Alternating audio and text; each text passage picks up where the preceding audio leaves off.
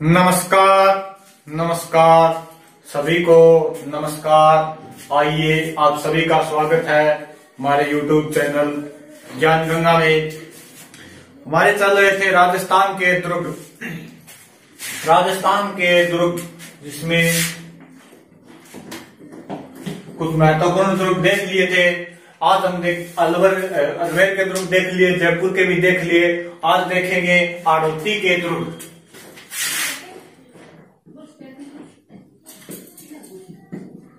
हाड़ौती के दुर्ग इस हाड़ौती प्रदेश में कोई ज्यादा महत्वपूर्ण दुर्ग नहीं है। 3 दुर्ग है जो ज्यादा महत्वपूर्ण जिसे क्यों सुना सकते हैं: गागरोन, मंडलगढ़ भीलवाड़ा और तारागढ़ बूंदीवाला। इसके अलावा छोटे छोटे दुर्ग है, उनकी कोई विशेष बात नहीं है, फिर भी उनको देख लेते हैं। तो नंबर 1 पे आता है कोटा का दुर्ग। कोटा का दुर्ग हाड़ौती के अंदर जिले आते हैं कोटा, बूंदी, बारां, झालावाड़। कोटा, बूंदी, बारां, झालावाड़ इनके आसपास का क्षेत्र किस प्रदेश में आता है? हाड़ौती क्षेत्र में। तो नंबर 1 पे देखते हैं कोटा का दुर्ग। इस कोटा की स्थापना देखें। पहले कोटा की स्थापना देखें तो कोटा की स्थापना 1631 में माधो सिंह द्वारा की गई। कोटा की स्थापना 1631 में माधो सिंह द्वारा की गई।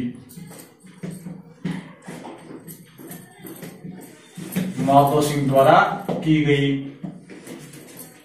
कोटा की स्थापना 1631 में माधो सिंह द्वारा की गई। ये बात ध्यान कर लेना, 1631 में कोटा की स्थापना। और अगर बात करें कोटा के दुर्ग का निर्माण, तो इसका निर्माण राव देवा के पुत्र जयंत सिंह ने करवाया था। राव देवा का पुत्र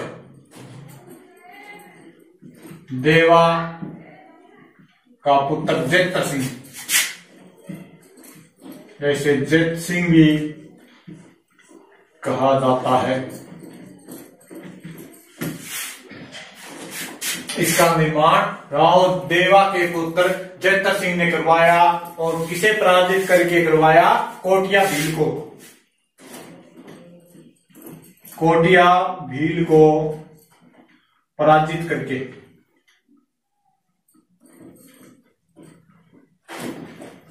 कोटिया भील को पराजित किया तो कोटा बसाया। बुंदा भील को पराजित करके बूंदी की स्थापना की। तो कोटा के दुर्ग किसने बनवाया? राव देवा के पुत्र जयंत सिंह ने। राव देवा के पुत्र जयंत सिंह ने कोटा के दुर्ग का निर्माण करवाया। किसे पराजित करके बनवाया? कोटिया भील को पराजित करके बनवाया। कोटा नगर की स्थापना 1631 में माधो सिंह द्वारा की गई। इसमें कोई ज्यादा इसकी कोई खास बात नहीं है। इसके कुछ दार्शनिक स्थल हैं, यानी दर्शनीय स्थल। अगर दर्शनीय स्थल में बात करें तो यहाँ पर रावठा का तालाब है। रावठा का तालाब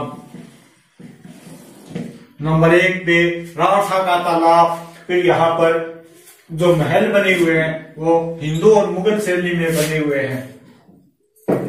हिंदू व मुगल शैली बने महल कहाँ के हैं? कोटा के महल हिंदू और मुगल शैली में बने हुए। यहाँ की जाला वैली है, यहाँ पर एक हवेली है जाला वैली।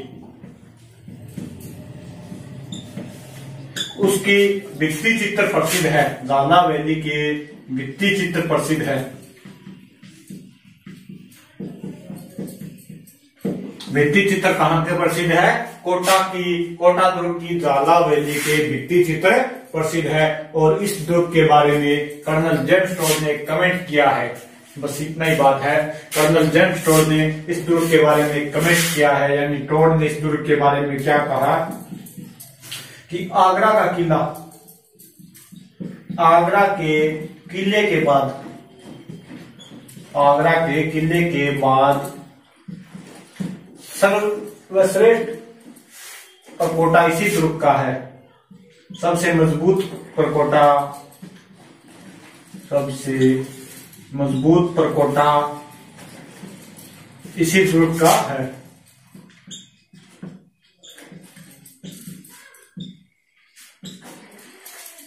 तो कर्नल जेम्स टोड ने कोटा के दुर्ग के बारे में कमेंट किया है कि आगरा के दुर्ग का जो परकोटा है उसके बाद में सबसे मजबूत परकोटा इसी कोटा के दुर्ग का है। निर्माण कोटा की स्थापना, इसमें थोड़ा ये ध्यान कर लेना, कोई ज्यादा कोटा की स्थापना ध्यान कर लेना, और ये टोड वाला एक कमेंट ध्यान कर लेना, इसमें कोई ज्यादा क्वेश्चन नहीं आते। कोटा दुर्ग कहाँ है, कोटा के अंदर, सिंपल सी बात है। इसके बाद में एक नंबर 2 पे आता है, यहाँ पर प्रसिद्ध है क्या, भित्ति चित्र झाला वैली के, भित्ति चित्र प्रसिद्ध है राजस्थान में, झाला वैली के भित्ति चित्र कहाँ के प्रसिद्ध है, कोटा के। इसके बाद में देखें तो एक आता है नाहरगढ़, नाहरगढ़, और ये नाहरगढ़ जयपुर वाला नहीं, 12 में स्थित है। नाहरगढ़ कहाँ स्थित है, ये 12 में, यानी हड़ौती क्षेत्र में आ गया। इसमें थोड़ा ध्यान कर देना, इसका निर्माण 1217 में कुतुबुद्दीन ऐबक ने करवाया था। इसका निर्माण 1217 में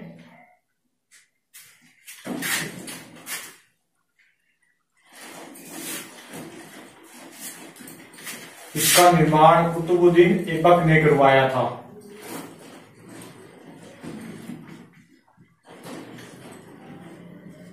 कुतुबुद्दीन ऐबक द्वारा निर्माण करवाया गया। कौन सा दुर्ग है, नाहरगढ़ दुर्ग 12 का, नाहरगढ़ दुर्ग 12 का। और इस पर फिर अधिकार कर लिया बाद में बाजीराव पेशवा ने, बाजीराव पेशवा का इस दुर्ग पे अधिकार हो जाता है, और वो यह दुर्ग दुर्जनशाल को सौंप देता है। कोटा के शासक दुर्जनशाल को, कोटा शासक दुर्जनशाल को यह दुर्ग सौंप देता है। नाहरगढ़ की वस्तु, इसकी हर एक बात इसकी महत्वपूर्ण है, इसकी आकृति, इसकी आकृति है वो लाल किले के समान है, लाल किले के समान इसकी आकृति है, थोड़ा ध्यान कर लेना। नाहरगढ़ 12 में है, कुतुबुद्दीन ऐबक द्वारा बनवाया गया, और इसकी आकृति लाल किले के समान है। ये 3 चीजें इसमें ध्यान कर लेना, इसकी आकृति लाल किले के समान है। किस दुर्ग की आकृति, राजस्थान के किस दुर्ग की आकृति लाल किले के समान है, वो है नाहरगढ़ 12 का किला। कौन सा है, नाहरगढ़ 12 में, जयपुर वाला नहीं, नाहरगढ़ 12 में है। और इसका निर्माण किसने करवाया, कुतुबुद्दीन ऐबक ने इसका निर्माण करवाया। इसके बाद में छोटे छोटे पहले देख लेते हैं, फिर वो 3 दुर्ग देखेंगे बड़े, जिन जो महत्वपूर्ण है। इसके बाद में एक आता है बड़ी सादड़ी झालावाड़ का, नंबर 3 पे बड़ी सादड़ी दुर्ग है। बड़ी सादड़ी दुर्ग कहाँ स्थित है, झालावाड़ का, झालावाड़ दुर्ग कहाँ स्थित है, बड़ी सादड़ी झालावाड़। और इसकी कोई खास बात नहीं है, जब जहांगीर के पुत्र खुर्रम ने विद्रोह किया था तो यहीं पे शरण दी थी, किसने, खुर्रम ने शरण दी।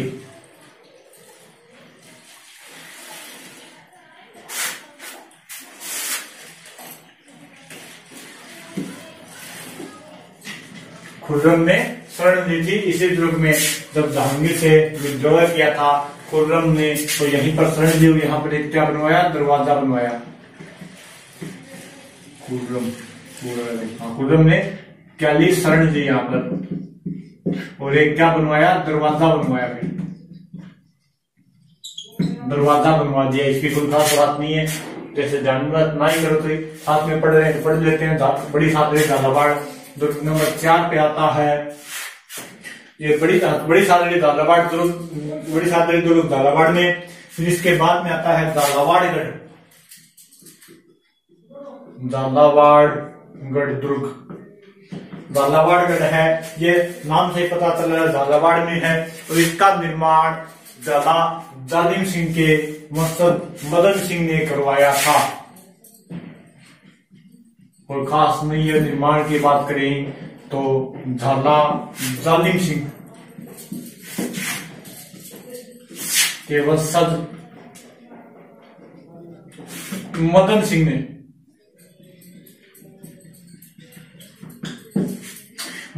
ने इसका निर्माण करवाया। और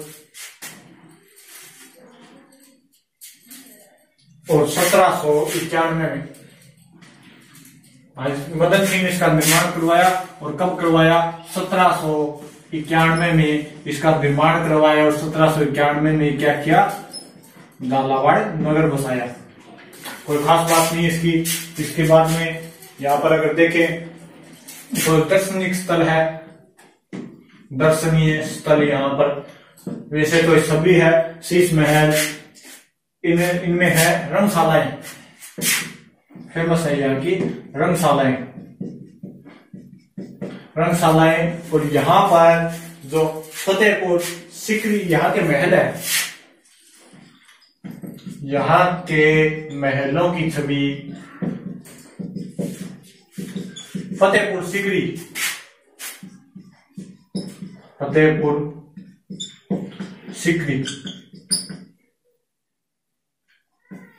यूपी के महल है। फतेहपुर सीकरी कहां पड़ता है? यूपी में। उनके समान यहाँ के महलों की छवि दिखाई पड़ती है। यानी कि किस दुर्ग के महलों की छवि फतेहपुर सीकरी के समान दिखाई पड़ती है, तो वो है झालावाड़ दुर्ग। निर्माण जालिम सिंह के वंशज मदन सिंह ने इसका निर्माण करवाया। छोटे छोटे इनसे कोई क्वेश्चन नहीं उठता, थोड़ा एक बार देख रहे हैं, पढ़ रहे हैं शुरू, तो इनको भी साथ में पढ़ लेते हैं।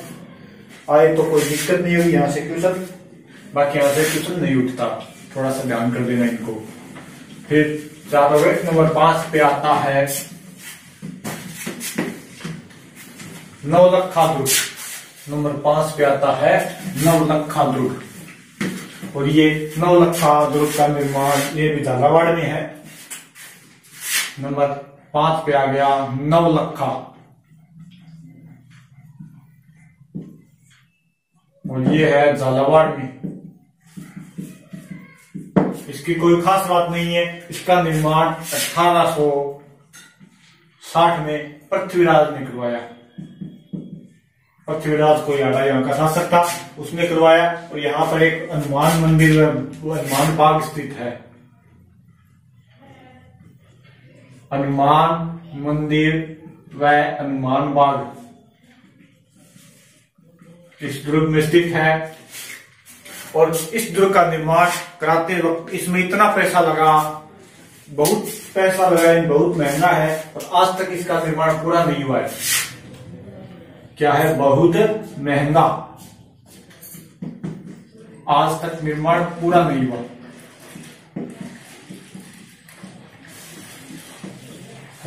हुआ। इसी कारण इसका बहुत महंगा होने के कारण इसका नाम क्या रख दिया गया? नवलखा दुर्ग नाम रख दिया गया। कोई खास बात नहीं है। फिर एक आता है नंबर 6 पे अकेलगढ़, ये कोटा में है। अकेलगढ़ कैसे? कोटा, ये है कोटा में और चंबल नदी के किनारे है। चंबल नदी किनारे ये दुर्ग है। कोई खास बात नहीं है इसकी, चंबल नदी के किनारे। फिर इसके बाद में आता है मनोर थाना, ये थोड़ा ध्यान कर लेना। मनोर थाना दुर्ग कहाँ है? झालावाड़ के अंदर।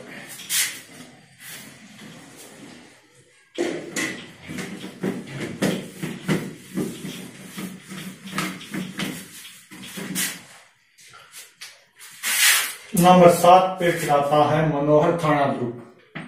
7 नंबर है ना, देख लेना।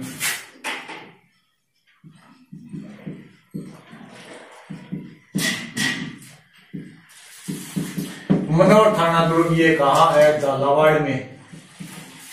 मनोहर थाना दुर्ग स्थित कहाँ है? झालावाड़ में। और ये परवन और कालीखोह नदी के संगम पर है। मनोहर थाना दुर्ग कहाँ स्थित है? झालावाड़ में। परवन प्लस कालीखोह नदी के संगम पर। परवन प्लस कालीखोह नदी के संगम पर। कौन सा दुर्ग है? मनोहर थाना दुर्ग कहाँ स्थित है? परवन और झालावाड़ में, परवन और कालीखोर नदी के संगम पर स्थित दुर्ग है मनोहर थाना दुर्ग। इसके निर्माण की बात करें अगर, तो इसका निर्माण, प्राचीन निर्माण इसका भीलों ने करवाया। निर्माण की बात करें तो इसका निर्माण भीलों द्वारा करवाया गया, यानी प्राचीन समय में एक दुर्ग बनवाया भीलों ने, जिसका नाम रखा गया मनोहर थाना दुर्ग। इसका नाम मनोहर थाना दुर्ग बाद में रखा गया। और प्राचीन नाम की बात करें तो वो था खाताखेड़ी।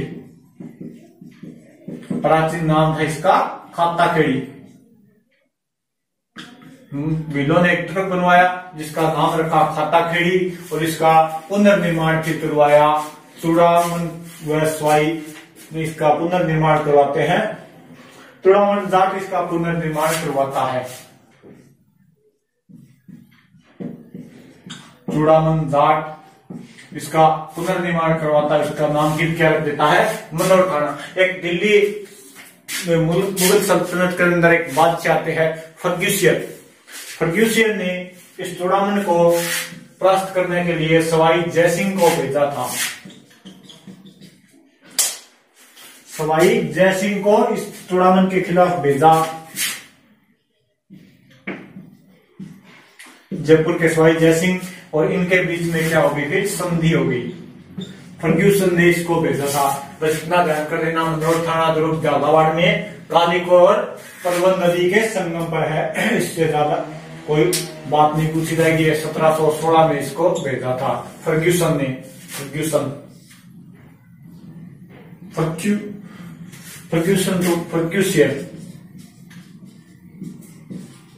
फर्ग्यूसियन ने इसे भेजा था 1716 में। और चूड़ामन जाट और सवाई जयसिंह के मध्य संधि हो गई। इसके बाद में आता है शेरगढ़, और शेरगढ़ का निर्माण करवाया था मालदेव राठौड़ ने। शेरगढ़ का निर्माण मालदेव राठौड़ ने करवाया था, और इसका प्राचीन नाम था कोसवर्धन।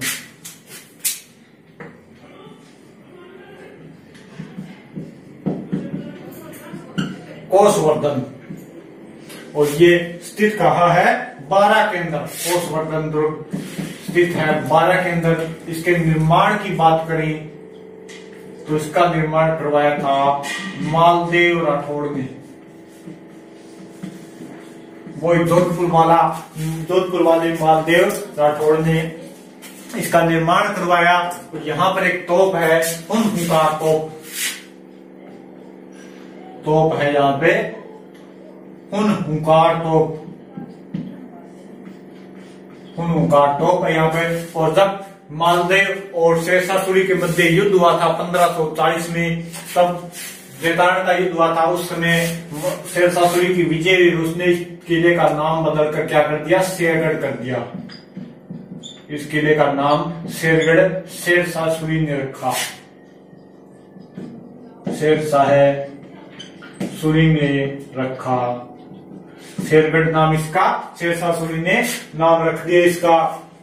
और शेरशाह सूरी के गुरु थे जिनका नाम था मीर सैयद।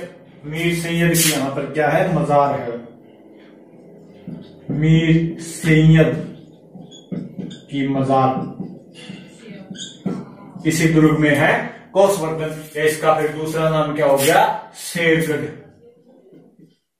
शेरगढ़ इसका दूसरा नाम हो गया। तो ये थोड़ा ध्यान कर लेना। कोसवर्धन या शेरगढ़, निर्माण मालदेव राठौड़। और यहाँ पर एक तोप है, हुनहुकार नाम की यहाँ पर क्या है? तोप है। इसका शेरगढ़ नाम शेरशाह सूरी ने इसको विजय करने के बाद में कर दिया।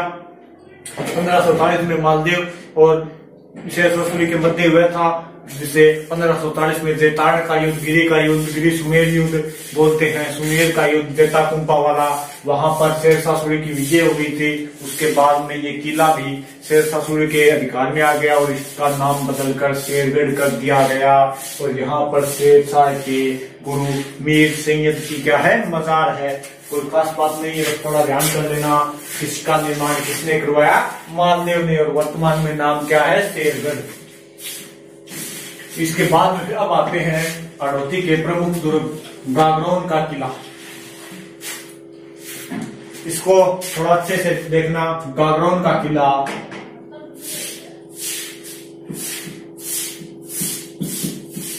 गागरोन किला,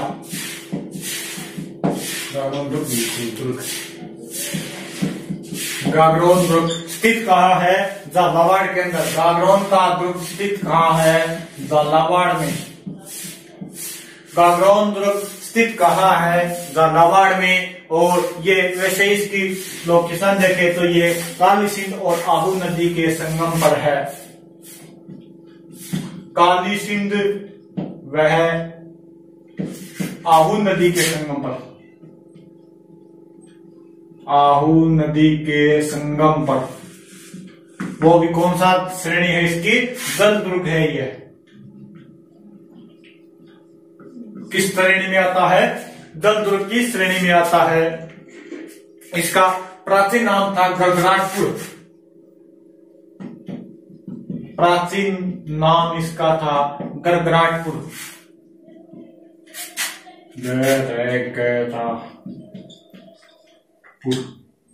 इसका प्राचीन नाम था गड़गड़ाटपुर और इसको बनवाया, इसका नाम डोडगढ़ भी था और दुलारा भी था, लेकिन इसका निर्माण करवाया था 12वीं शताब्दी में डोड राजा विसलदेव परमार ने।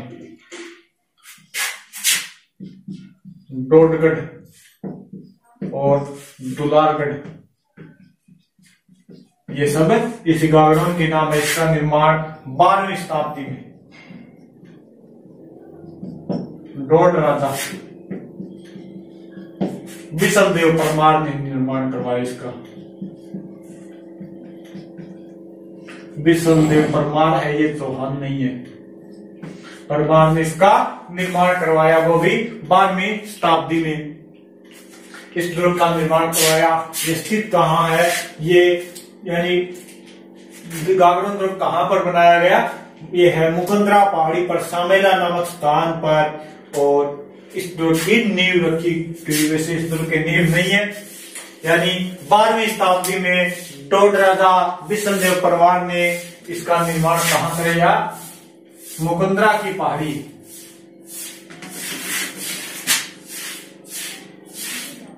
मुकुंदरा की पहाड़ी पर सामेला नामक स्थान पर,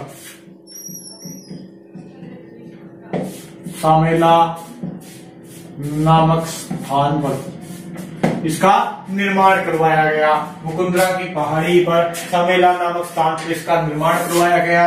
और इस दुर्ग के नींव नहीं है। ऐसा कौन सा दुर्ग है राजस्थान का जिसके नींव नहीं है? वो है गागरोन का किला। इसकी सबसे खास बात है इसके नींव नहीं है, यानी सीधा ही जमीन पर इसको स्टार्ट किया गया। इसकी नींव नहीं है और इसका परकोटा है वो तिहरा परकोटा है। यानी नींव नहीं है तो फिर मजबूत बनाना पड़ेगा, तो इसका तिहरा परकोटा है। राजस्थान का ऐसा कौन सा दुर्ग है जिसकी नींव नहीं है? वो है गागरोन का किला झालावाड़। गागरोन दुर्ग झालावाड़ जिसके नींव नहीं है। और यहाँ की प्रसिद्ध है संतरे, यहाँ के प्रसिद्ध है संतरे। वह यहाँ के गागरोनी तोते भी प्रसिद्ध है। झालावाड़ के प्रसिद्ध क्या है? संतरे, संतरे व गागरोनी तोते। गागरोनी तोते, गागरोनी तोता वही था जो रानी पद्मिनी के पास था, वही गागरोनी तोता था। और बात करें इस दुर्ग की तो यहाँ पर देखते हैं दार्शनिक स्थल। इसका निर्माण किसने करवाया? डोड राजा विसलदेव परमार ने 12वीं शताब्दी में इसका निर्माण करवाया। प्राचीन नाम गड़गड़ाटपुर, डोडपुर या डोडगढ़ या दुलारगढ़ इसका प्राचीन नाम है। ये जल दुर्ग की श्रेणी में आता है। कौन कौन सी नदियां हैं? काली सिंध और आहू नदियां। राजस्थान का एकमात्र दुर्ग जिसकी नींव नहीं है।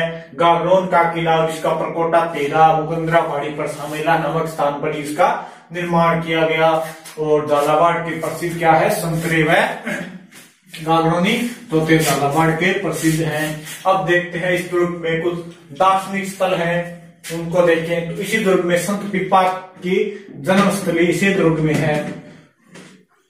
संत पीपा थे, उनका जन्म स्थान यहीं पर हुआ था, तो यहीं पर उनकी छतरी भी है। दर्शनीय स्थल, दर्शनीय स्थलों की अगर बात करें तो यहां पर संत पीपा की जन्मस्थली है यह, और यहीं पर इनकी छतरी भी है। जन्मस्थली व छतरी गागरोन दुर्ग में है। संत पीपा की जन्मस्थली वो भी गागरोन दुर्ग, और छतरी भी कहां स्थित है? गागरोन दुर्ग में। यहां पर मीठे साहे की दरगाह है, मीठे साहे की दरगाह है। इसका निर्माण औरंगजेब ने करवाया था, औरंगजेब ने इसका निर्माण करवाया था, मीठे साहे की दरगाह। और यहाँ पर संत हमीदुद्दीन की दरगाह भी है, संत हमीदुद्दीन की दरगाह है, संत हमीदुद्दीन की दरगाह है, वो भी इसी किले में है। यहाँ पर एक शासक हुए थे अचलदास खिंची, जिनका महल है अचलदास खिंची का महल, वो भी दर्शनीय स्थल में आता है। अचलदास खिंची का महल। और यहाँ पर है रंग महल, वो सभी रंग महल। यहाँ पर एक बुलंद दरवाजा भी है, जिसका निर्माण औरंगजेब ने करवाया था। यहाँ पर क्या है? एक बुलंद दरवाजा, बुलंद दरवाजा। इसका निर्माण भी औरंगजेब ने करवाया था। मीठे साहे की दरगाह का निर्माण भी औरंगजेब ने करवाया था। इस दुर्ग का प्राचीन नाम था गगराटपुर, और इसका वर्तमान नाम यानी गागरोन नाम रखा था देवन सिंह खिंची ने इसका वर्तमान नाम रखा था, क्योंकि अब आड़ा नहीं खिंची यहाँ पे, तो गागरोन नाम देवन सिंह हाड़ा ने रखा, तो देवन सिंह खिंची ने रखा, हाड़ा तो यहाँ पे नहीं है, खिंची ने रखा है। देवन सिंह खिंची ने इसका नाम क्या रख दिया? फिर गागरोन रख दिया। यहाँ पर टकसाल है, जिसमें सलीम शाही सिक्का बनता था, और यहीं पर एक मधुसूदन का मंदिर है, दुर्जन सिंह ने इसका निर्माण करवाया था। भगवान कृष्ण का मधुसूदन मंदिर है, और यहीं पर गिद्धकराई पहाड़ी है,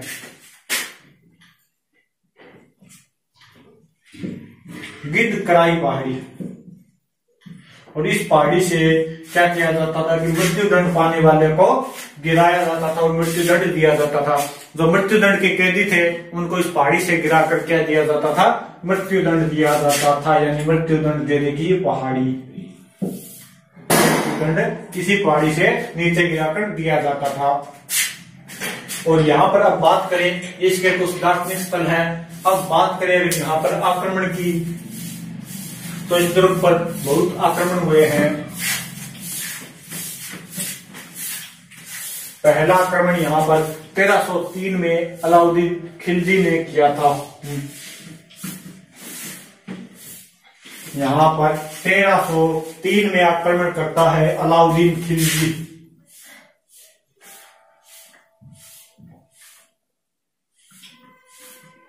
अलाउद्दीन खिलजी इसके ऊपर आक्रमण करता है 1303 में। और यहाँ का शासक था जैत सिंह, जिसकी क्या हो जाती है? हार। और अधिकार कौन कर लेता है? अलाउद्दीन खिलजी आक्रमण करता है, वह अधिकार भी कर लेता है। आक्रमण और अधिकार। इस समय शासक कौन था यहाँ का? जैत सिंह यहाँ का शासक था। नंबर 2 पे आता है मुख्य आक्रमण 1532 में गुजरात के बहादुर शाह ने इसके ऊपर आक्रमण किया और अधिकार कर देता है। 1532 में गुजरात का बहादुर शाह, गुजरात का बहादुर शाह, ये वही बहादुर शाह है रानी कर्मावती वाला, जिसने चित्तौड़ के ऊपर भी आक्रमण किया था। चित्तौड़ का दूसरा शाखा हुआ था 1532 34-35 में, तो उस समय 32 में जब उसने आक्रमण किया था चित्तौड़ पर, तो पहले उसने गागरोन दुर्ग पर अधिकार कर लिया था, बाद में उसने चित्तौड़ दुर्ग का घेरा डाला, लेकिन रानी कर्मावती ने रणथंभौर दुर्ग और कुछ पैसे देकर संधि कर ली थी। फिर बाद में उसने 34-35 में दोबारा आक्रमण किया था। फिर यहाँ पर 42 में शेरशाह का अधिकार हो जाता है। 1542 में इसके ऊपर शेरशाह का अधिकार हो जाता है। शेरशाह का अधिकार इस दुर्ग पर हो जाता है, यानी, और यहां पर 62 में फिर अकबर का अधिकार हो जाता है।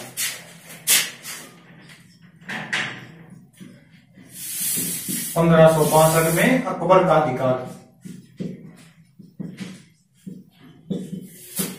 अकबर का अधिकार यहां पर फिर 1562 में हो जाता है। इस दुर्ग में साके हुए हैं 2 साके, जिनका उल्लेख मिलता है। शिवदास की रचना है एक अचलदास खिंचीरी वाचिका, उसमें अचलदास खिंचीरी वाचिका में इन दोनों साकों का उल्लेख मिलता है।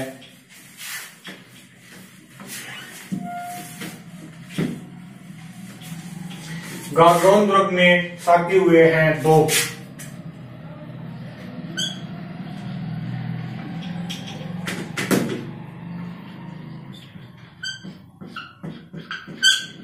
साके हुए हैं गागरोन दुर्ग में, और इनका उल्लेख मिलता है शिवदास गाडस का एक, क्या है, शिवदास गाडस का एक है, गाडस की रचना है।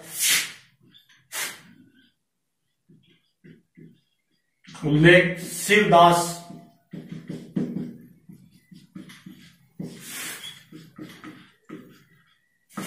गाडस की रचना अचलदास खिंचीरी वाचिका।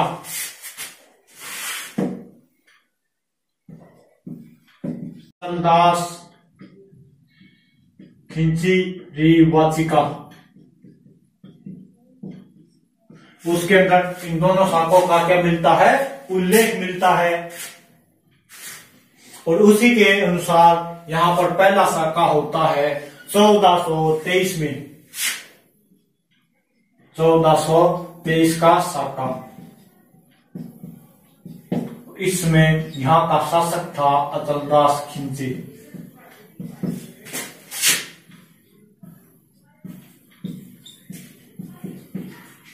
अचलदास खिंची यहाँ का शासक था, और आक्रमणकारी था मालवा का होसन शाह।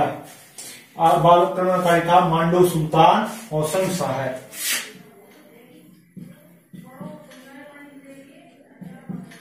आक्रमणकारी मांडू सुल्तान होसन शाह है।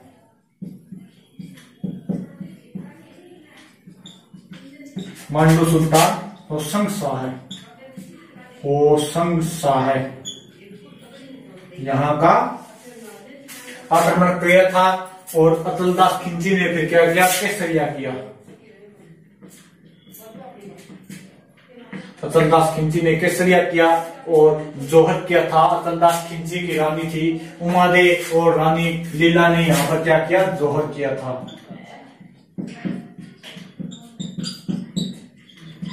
रानी लीला व उमादेव ने यहाँ पर जोहर कर लिया और विजय हो जाती है फिर होसन शाह की, क्योंकि इनने अचलदास खिंची और इन्होंने केसरिया कर लिया, रानियों ने जोहर कर लिया और होसन शाह की विजय हो जाती है। दूसरा साका वो भी महत्वपूर्ण है। दूसरा साका फिर होता है 1423 में हो गया। दूसरा होता है 1444 में। दूसरा साका 1444 में होता है, और इस समय अचलदास खिंची का पुत्र था पलहड़ी, और उसका शासक था और आक्रमणकारी था मालवा का शासक महमूद खिलजी। इस समय शासक कौन था? अचलदास खिंची का पुत्र था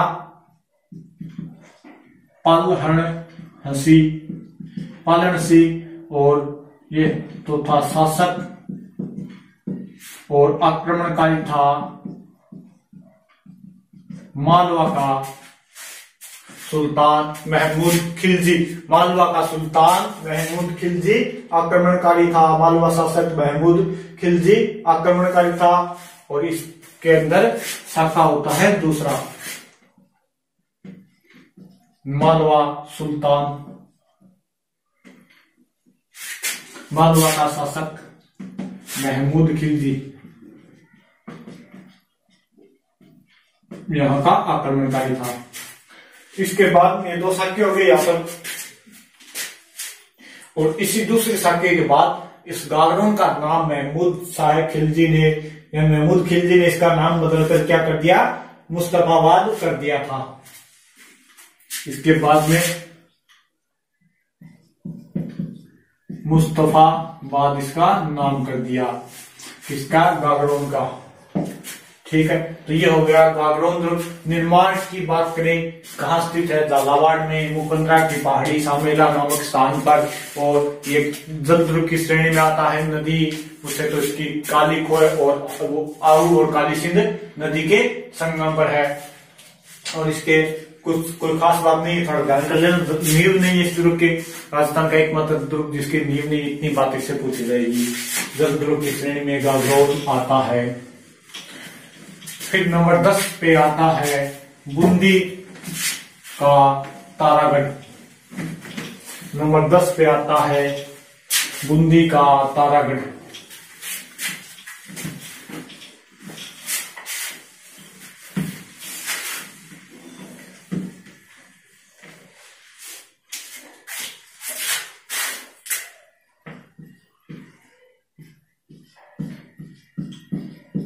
ये तारागढ़ अजमेर वाला नहीं है, ये बूंदी वाला तारागढ़ है, बूंदी का तारागढ़। और इसका निर्माण 1354 ईस्वी में करवाया था बरसिंघाड़ा ने। बात करें इसके निर्माण की तो 1354 ईस्वी में बरसिंघाड़ा ने इसका निर्माण करवाया। और इसकी आकृति है तारेनुमा, इसलिए इसे तारागढ़ कहा गया। आकृति कैसी इसकी, तारेनुमा।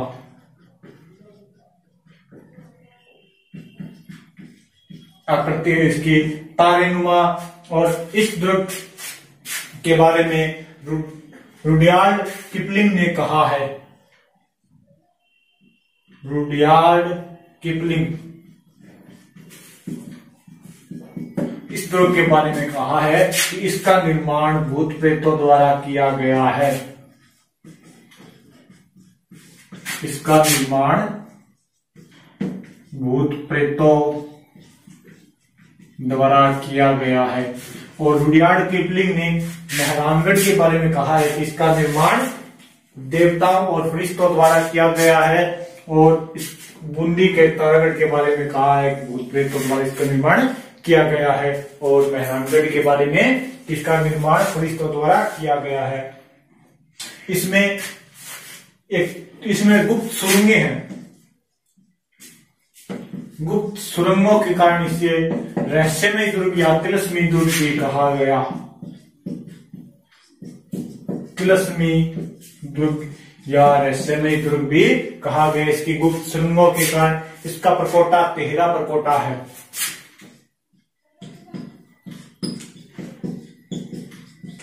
तिहरा परकोटा है, कोई खास बात नहीं है। इसकी एक खास बात है कि राणा लाखा के समय राणा लाखा ने इस दुर्ग पर क्या किया, आक्रमण करते हैं राणा लाखा। और फिर क्या होती है, राणा लाखा की हार हो जाती है। फिर वो एक सौगंध खा लेते हैं कि जब तक मैं इस तारागढ़ को नहीं जीत लेता तब तक मैं खाना नहीं खाऊंगा, भोजन नहीं करूंगा। और ऐसे करते करते काफी दिन बीत जाते हैं। लगभग 15-20 दिन बीत जाने के बाद कोई दोबारा आक्रमण भी करते हैं, फिर भी हार जाते हैं। लेकिन 15-20 दिन जब बीत गए तब कुछ मंत्री और उन्होंने सेवादारों या सैनिकों ने कहा कि ऐसे तो काम नहीं चलेगा। फिर उन्होंने एक नकली मिट्टी का तारागढ़ बनाया और उसको राणा लाखा को कह दिया कि आप इसे ध्वस्त कीजिए और अपना व्रत खोलिए, अपनी जो भी आपने शपथ लिए उसे खोलिए। फिर इसके बाद उसकी रक्षा करता है कुंभा, कुंभकर्ण नाम था उसका। उसे बोला जाता है ठीक है जब हमारे तो तुम आत्मसमर्पण कर देना, तो लेकिन कुंभा सच में उस मिट्टी के तारागढ़ की रक्षा करता है और वहां पर लगभग 400-500 आदमी मारे जाते हैं और कुंभा भी वीरगति को प्राप्त होता है। तो ये इसी तारागढ़ से जुड़ी हुई बात है। राणा लाखा फिर उस मिट्टी के तारागढ़ को ध्वस्त करके अपनी शपथ पूरी करता है और कुंभा वहां पर शहीद हो जाते हैं, यानी कुंभकर्ण हारा, कुंभकर्ण हारा शहीद हुआ, मिट्टी के तारागढ़ के लिए हुआ था ये। कुंभकर्ण हारा शहीद हुआ राणा लाखा के समय। यहाँ पर कुछ दार्शनिक स्थल है जिनमें उमेद महल, जैत सागर महल, कोई खास बात नहीं है। यहाँ पर 80 खंभों की छतरी, वो ध्यान कर लेना, सॉरी 84 खंभों की छतरी, 80 खंभों के तोलवर में है, 84 खंभों की छतरी इसी तारागढ़ बूंदी में स्थित है। 84 खंभों की छतरी सी। और यहाँ पर एक अनिरुद्ध का महल है, वो भी ध्यान कर देना।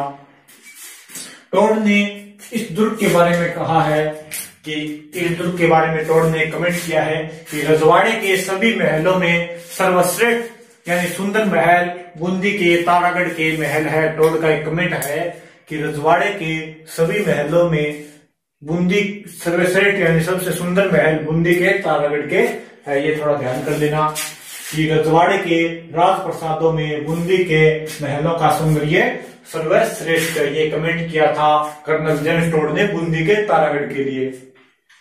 और कोई भी खास बात नहीं है, आकृति तारेनुमा, ध्यान कर लेना। अब आता है लास्ट और महत्वपूर्ण दुर्ग मांडलगढ़ भीलवाड़ा। लास्ट के 3 दुर्ग थे, ये है काम के, इनको थोड़ा देख लेना। गागड़ौन और मांडलगढ़ तो जरूर देख लेना।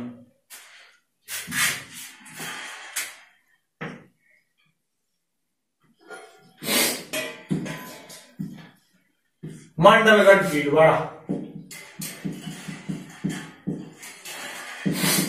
ये मांडलगढ़ भीलवाड़ा महत्वपूर्ण दुर्ग है। इसका निर्माण मांडिया भील ने करवाया था। इसका निर्माण मांडिया भील ने करवाया।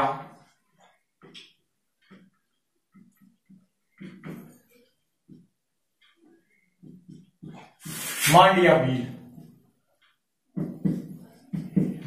भील द्वारा करवाया गया। इसका निर्माण मांडिया भील द्वारा करवाया गया। और ये बनास, बेड़क और मेनाल नदी के संगम पर स्थित दुर्ग कौन सा है? मांडलगढ़ भीलवाड़ा। बनास, बेड़क और मेनाल, बनास प्लस बेड़क प्लस मेनाल नदी के संगम पर दुर्ग कौन सा है? मांडलगढ़ भीलवाड़ा वाला दुर्ग स्थित है। और ये गिरि दुर्ग की श्रेणी में आता है, यानी पहाड़ी दुर्ग है। इसका निर्माण मांडिया भील ने करवाया, लेकिन हीरानंद ओझा के अनुसार इसका निर्माण 12वीं शताब्दी में चौहानों ने करवाया था। हीरानंद ओझा के अनुसार इसका निर्माण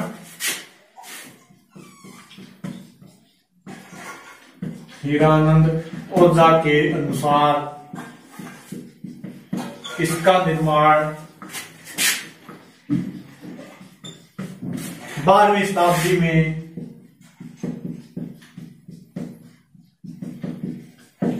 चौहानों ने करवाया। किस दुर्ग का? मांडलगढ़ भीलवाड़ा का। यहाँ पर दार्शनिक स्थल लेके तो यहाँ पर सागर, सांगरी, जलेश्वर आदि क्या है? वो तालाब है। सागर तालाब है, सागरी तालाब है, देवेश्वर तालाब है, जलेश्वर तालाब है और देवसागर जलकुंड है। यहाँ पर दार्शनिक स्थल।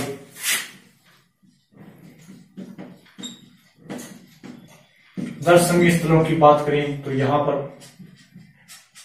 सागर, सागरी,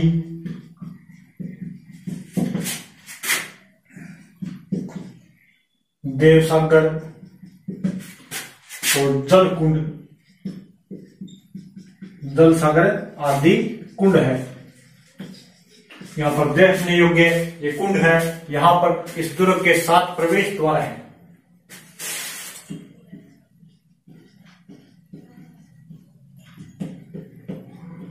7 प्रवेश द्वार है इसी दुर्ग के, और यहीं पर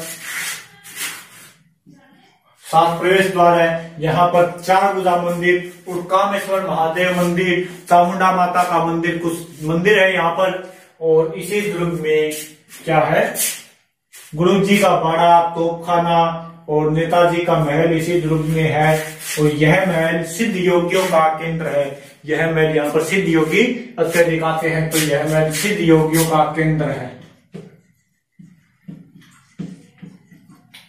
सिद्ध योगियों का केंद्र कौन सा महल है, मांडलगढ़ भीलवाड़ा वाला। अब बात करते हैं इसके ऊपर आक्रमणों की। कोई इसके दार्शनिक स्थल कोई खास नहीं है, थोड़ा ध्यान कर लेना। इसका निर्माण मांडलगढ़ भीलवाड़ा में, लेकिन इसके आक्रमण थोड़ा ध्यान कर लेना। इसी दुर्ग के अंदर हल्दीघाटी युद्ध की योजना बनाई थी मानसिंह ने, तो इसके ऊपर थोड़े आक्रमण उनकी ध्यान करो, वो थोड़ी महत्वपूर्ण है। दुर्ग है मांडलगढ़।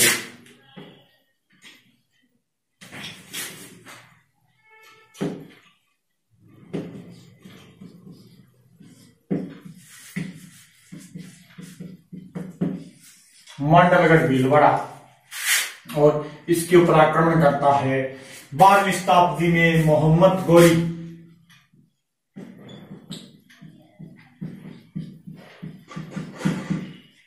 बारहवीं शताब्दी में मोहम्मद गोरी से जब पृथ्वीराज 1192 में पृथ्वीराज की हार हो जाती है, उसके बाद इसके ऊपर अधिकार किसका हो जाता है, 12वीं शताब्दी में मोहम्मद गोरी का अधिकार।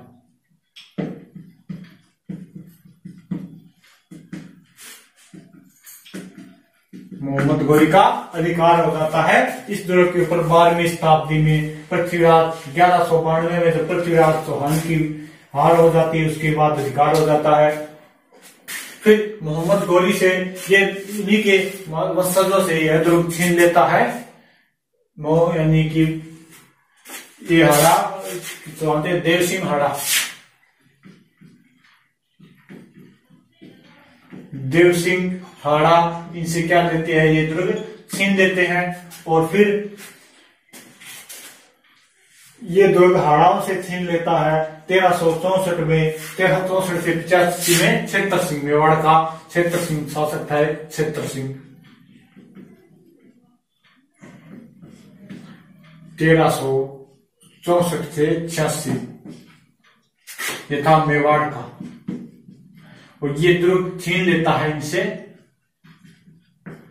और इसके ऊपर फिर हाड़ाओं से ये दुर्ग छीन लिया क्षेत्र सिंह ने, और अधिकार किसका हो जाता है, इसके ऊपर मेवाड़ के राणाओं का अधिकार हो जाता है। इसके बाद में 1396 में इसके ऊपर मुस्तफा शाह अधिकार कर देता है, गुजरात का था मुस्तफा शाह।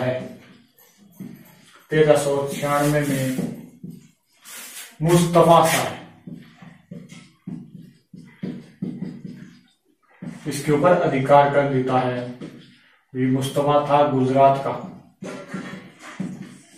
गुजरात शासक मुस्तफा इसके ऊपर अधिकार कर देता है। फिर ये महाराणा कुंभा के अधिकार में रहता है 1433 से 68 के मध्य। 1433 से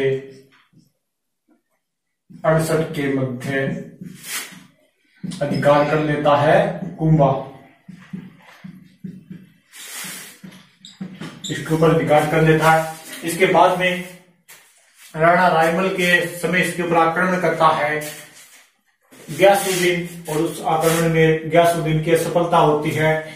और फिर इसके ऊपर अकबर भी आक्रमण करता है, इसे जीत लेता है। अकबर इसके ऊपर 1567 में आक्रमण करता है और इस दुर्ग को जीत लेता है।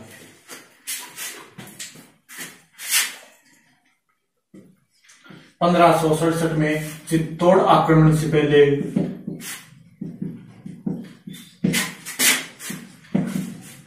अकबर इसे जीत लेता है।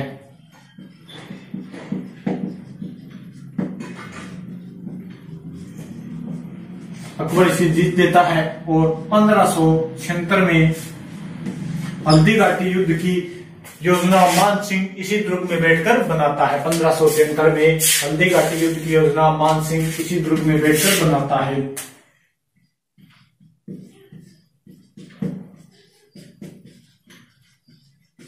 हल्दी घाटी युद्ध की योजना मान सिंह यहीं पे बनाता है, इसी दुर्ग में योजना बनाता है। इसके बाद में 1573 की हल्दी घाटी युद्ध में यहां पर फिर 1658 में राज सिंह ने इसके ऊपर अधिकार कर लिया। 1658 में राज सिंह अधिकार कर लेता है। इसके बाद में 1679 में इसके ऊपर अधिकार कर लेता है औरंगजेब, और फिर 1706 में राणा अमर सिंह सेकंड इसके ऊपर अधिकार कर लेते हैं। 1706 में राणा